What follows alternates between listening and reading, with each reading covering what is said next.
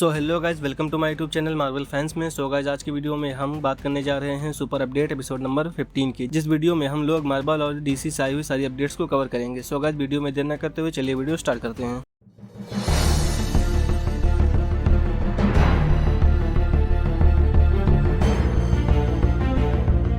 So guys, सबसे पहले हम मार्वल से आई हुई अपडेट्स को कवर करेंगे। सो गाइस, मार्वल से हमारी सबसे पहली अपडेट है कि मार्वल की अपकमिंग एक्स-मैन मूवी से रिपोर्ट है कि इस मूवी में हमारे ट्रमाइल टिलमैन अपने कैरेक्टर एंटी म्यूटेंट विलियम मेटिसगर के रोल में इस मूवी में रिटर्न करते हुए नजर आने वाले हैं। लेकिन इनका फर्स्ट अपीयरेंस पहले इस Spiderman brand new day movie में होगा और फिर उसके बाद इस एक्स-मैन मूवी में। और फ्रेंड्स, हमारी अगली अपडेट भी एक्स-मैन मूवी से ही रिलेटेड है। तो अभी एक रिपोर्ट भी निकल कर आई है कि मार्वल वाले मल्टीपल एक्टर्स को कंसीडर कर रहे हैं अपने प्रोफेसर एक्जेवियर के रोल के लिए, जिन एक्टर्स में शामिल हैं Tom Pelphrey, Bill Skarsgard, Drew Starr के जैसे एक्टर्स शामिल हैं। और इसके साथ एक और रिपोर्ट भी निकल कर आया है कि मार्वल वाले कैली स्पेनी से बात कर रहे हैं कि वो उनके अपकमिंग एक्स-मैन मूवी में रॉक के कैरेक्टर को प्ले करें। और कुछ सोर्सेस ऐसा क्लेम कर रहे हैं कि इस अपकमिंग एक्स-मैन मूवी में हमें केवल professor Xavier, magneto, storm, Cyclops, Jean Grey, beast, रोग और एमा फ्रॉस्ट जैसे कैरेक्टर ही केवल इस मूवी में अपीयर होते हुए नजर आने वाले हैं। और हो सकता है कि वुल्वरीन इस मूवी में अपीयर ना हो। सो गाइस, अपने एक्स-मैन 97 सीरीज के अपडेट पर बढ़े तो अब ऑफिशियली कंफर्म हो चुका है कि एक्स-मैन 97 सीरीज के सीजन 3 में हमें ब्रदरहुड टीम अपीयर होते हुए नजर आने वाली, जो कि एक इविल म्यूटेंट ग्रुप है जिसको मैग्नीटो लीड करता है। और ये ग्रुप इस सीजन 3 में अपीयर होता हुआ नजर आने वाला है। और इस सीरीज के सीजन 3 को प्रोबेबली नेक्स्ट ईयर के लास्ट तक या फिर 2028 के फर्स्ट हाफ में रिलीज किया जाएगा। सो गाइस, बढ़ते हैं अपने नेक्स्ट अपडेट पर। तो अभी कॉमिक-कॉन के इंटरव्यूज में केविन फाइगी ने बहुत सारे अपडेट्स को रिवील किया है। जैसे कि उन्होंने रिवील किया है कि वो लोग माइल्स मोरालेस के स्पाइडरमैन को एमसीयू में इंट्रोड्यूस कराने को प्लान कर रहे हैं। एक्चुअली में उन्होंने ये कोट किया है कि लाइव एक्शन स्पाइडरमैन मूवीज की डेस्टिनी ही माइल्स मोरालेस के स्पाइडरमैन को इंट्रोड्यूस कराना है। और वो लोग स्पाइडर वर्स मूवीज के एंड होने के बाद ही माइल्स मोरालेस के कैरेक्टर को अपने एमसीयू के यूनिवर्स में इंट्रोड्यूस करेंगे। और उसके साथ केविन फाइगी ने भी कंफर्म कर दिया है कि एवेंजर्स सीक्रेट वॉर मूवी को